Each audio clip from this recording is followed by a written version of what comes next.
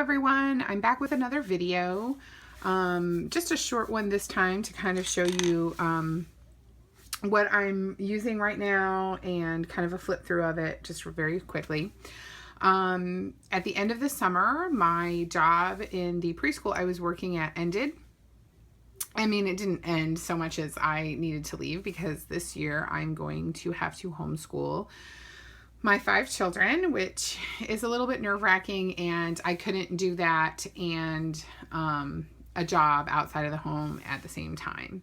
My husband is unfortunately still out of work, so and they had been going to a private school that we at this point can no longer afford. They were very kind to let my kids stay all through last year, but unfortunately at this point we just can no longer afford to send them. And for better or for worse, the public schools that are local to us are just not up to my standards as a parent.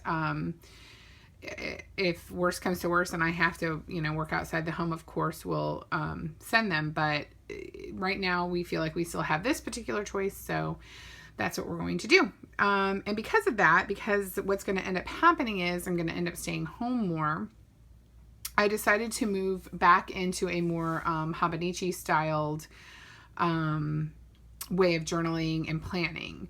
It was a lot easier for me to take a traveler's notebook with me when I had to leave the house a lot. For a while I was trying to use an A5 size, a cousin size Hobonichi, but it was too heavy for me. And there was a lot of unused pages. I don't need a monthly and a weekly and a daily view. So I kind of struggled with that. I just don't plan to that level of of detail, I guess. So what I've been kind of looking for, and really what the traveler's notebook provided, was a space for each one of the things I wanted to do without repeating too much. But I do find that I miss doing those daily kind of what I did today, journaling pages and things like that. I looked into the Planner Perfect method, which I find absolutely astonishingly beautiful and amazing, but that is also another method that sort of details down to a level of exactness that I just am not equipped, prepared, able, or even really care to plan my day down to. I have ADD, so while it sounds appealing to have everything planned down to the day, I enjoy more flexibility than that. So unless I'm misunderstanding something about the way that Planner Perfect does it, which, like I said, it appeals to me on the level of prettiness and, writing everything down, but my day rarely goes how I originally planned. So I found that, while I liked it visually, I wasn't sure how I could work it in. And maybe one day I'll be able to change that.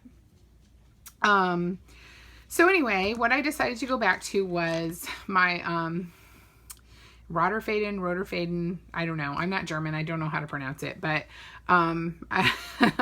so sorry about that if I totally butchered it for everybody. And this is the A5 size, and what I did was months and months ago, I ordered a Stalogy notebook from Baumkuchen, and really liked it set up because it's basically like a Hobonichi, but it's not dated. So if I have to skip a couple of days because I run out of time or because I just don't feel like journaling that day, I don't feel like I have to abandon the entire notebook. Unfortunately, I am not a good one for just covering up the date and moving on. If it's dated, I want to use it on that day. It's just, I guess, my personal OCD. So while I love the setup of, in the paper and all of that from the Hobonichi, I won't be ordering another one of those just simply because they're dated. And I can't use them after a while. So anyway, I'll just do a quick flip through of what I'm using now. And kind of, I don't have very much in here because I just started doing this a few days ago. So maybe as time goes on, I'll show more progress. And probably as time goes on, I'll probably end up switching to another notebook, back to the traveler's notebook or whatever is useful for my time. I know that a lot of people out there look for the holy grail of planners. And for some people, they found it. They found exactly what works, and that's what they use all the time. I have come to embrace the fact that I kind of switch between this and the traveler's notebook. And that's the way life is for me. So anyway, my brother got me this for my birthday this year. He's a very generous guy, so I would not have been able to afford this or get this without him. So I was really appreciative that, you know, my notebooks can bang around in my bag if they have to, and they're nicely protected in this. So we'll open it up. And I just kind of use these pockets up front to kind of keep some stickers and stuff. You know, I've said before many times, I'm not an on-the-go art journaler usually. I don't take paints with me generally, unless I know I'm going to be somewhere for a while, things like that. You know, I've kind of tucked in some stickers here, and I have a couple of extra clips. I have a card that a friend made for me and wrote to me, you know, some sticky notes. But other than that, I don't keep a lot of journaling stuff in any of my notebooks, really. Although this one has a very generous amount of pockets that if you wanted to do that, and I know if you special order them, you can tell them what arrangements you want the pockets in. So the first thing I have here is just this yellow paper house. It's very old. It's not even the right size. You can see it's smaller than the rest of the notebooks. This is for, I think this is like what Yellow Paper House calls wide or extra wide or something like that. And I just stick it in here because it's tall enough. It's just not wide enough. And, you know, I just sort of scribble on it and practice lettering and, you know, Zentangle, things like that. I just kind of mess around in it, and I haven't used it actually in a long, long time. But I thought that if I put it in here, it would just give me something to do with my hands if I were bored. This next notebook is a thin notebook. I'm going to use this for personal journaling. I like thin notebooks for personal journaling because when I fill them up, they make me feel super accomplished. Because if I try to do personal journaling in a book that's this size, I feel sad and disappointed when I don't fill it up in a, you know, nominal amount of time. This particular notebook, this thin one, I just got this yesterday. An excellent price. It's an A5 size. It's got the Tomoe, however you pronounce it. Once again, not Japanese, so I don't always pronounce things right. River paper in it. This is from the Goulet Pen Company.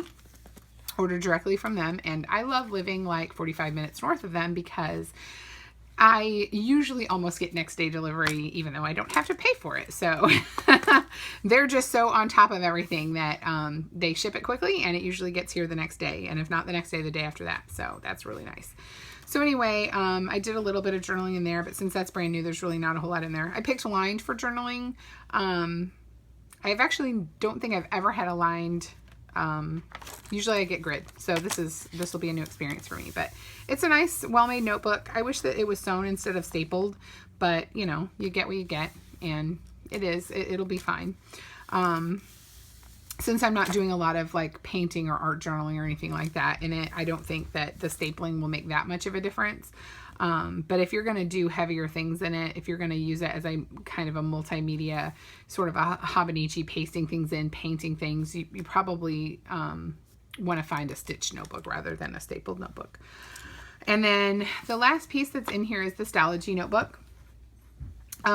It is very much like a Hobonichi. It's set up with a grid all on the page. You can barely see it, and I'll try to show it to you, but if you see at the top, there's these light gray, let me see if I can show it to you. It's the days of the week and the months and the dates. And you can highlight or circle those however you want.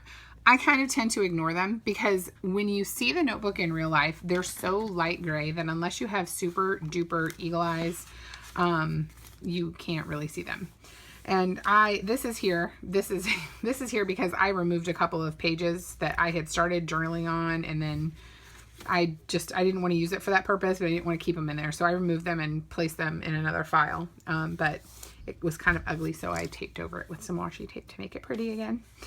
I skipped the first page. This will be for ink testing, you know, things like that. Just because that first page, like of any notebook, I feel like it never works right. It never lays flat. It isn't quite, it's always a little bit wonky. So I don't like to use that page when I'm starting the journal. But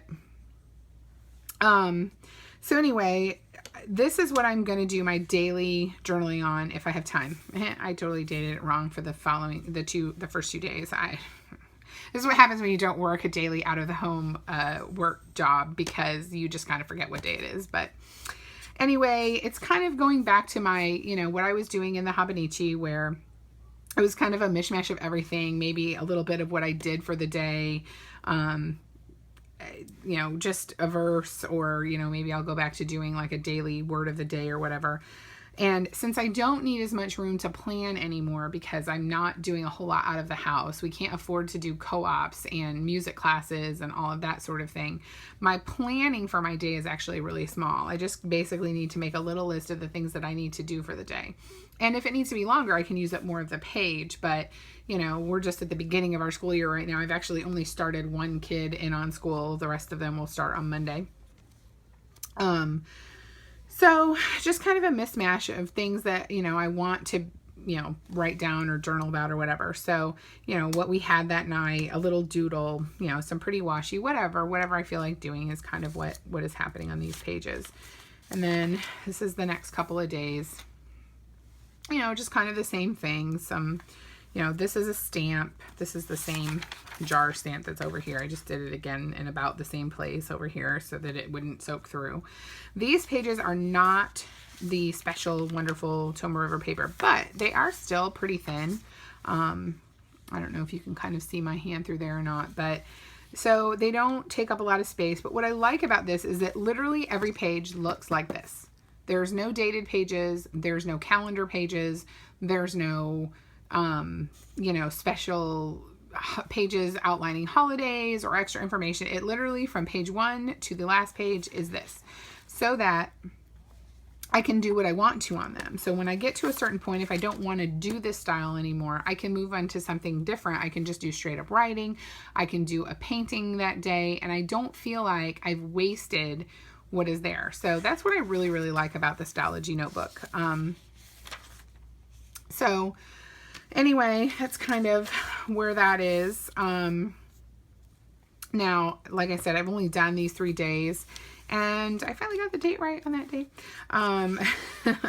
So, practicing some lettering, kind of just, doing whatever I want to do in them, and kind of feeling free to use the page more than just planning now, which is kind of nice, actually. And then in the very back, I believe this is actually supposed to hold like a small, like a iPad mini, or the smaller version of the Galaxy Tab or whatever. But I have a tab, but I don't use it that often. So what I'm using it for is, this is the calendar that was in my traveler's notebook. It actually fits really nicely there. It's just the monthly calendar. And actually what I'm using it for is just the forward planning. If I have to make an appointment, I write it down. So, birthdays are in here, things like that, and then what I do is every day when I do my page, when I write down on my page for the morning what it is that I'm planning on doing for that day, I just kind of can reference this and, oh, I have this appointment. Okay, put that on your checklist. So that's actually really, really handy little place to put it. I made these little charms for my old, for the traveler's notebook, and this says weekly, but it's actually not my weekly calendar, but I needed a clip, so there it is. And then I have these 2 little charms. I just restrung them on longer string and put them in here. So they have not really special meaning necessarily, but they came from people who are special to me.